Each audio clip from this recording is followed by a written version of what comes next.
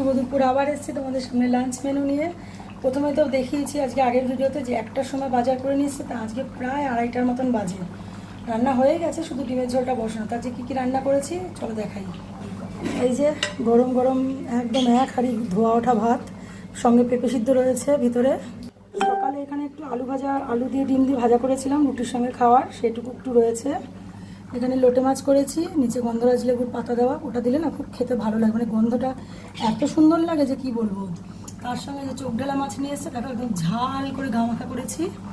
এই হচ্ছে আইটেম। আর এই যে হয়ে এসছে নামাবো এখন। জাস্ট বলেছিলাম এই ভেটকি মাছের ডিম এনেছে, সেই ডিমের রসা করছি।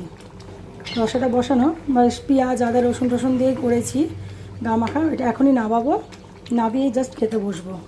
আর সঙ্গে এখানে হচ্ছে স্যালাড আছে, এই যে শশা আছে, আর এই যে আম। আজকে হচ্ছে এই সব রান্নাবান্না।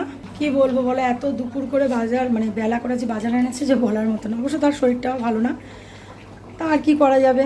চলো, রান্নাবান্না তো শেষ। আজকে আমার বাড়িতে এই রান্না। তোমাদের বাড়িতে কী কী রান্না হচ্ছে কমেন্টসে জানিও। ভালো লাগলে একটু লাইক কমেন্ট শেয়ার করে দিও। তা চলো, আজ ভিডিওটা এখানেই শেষ করছি। টাটা।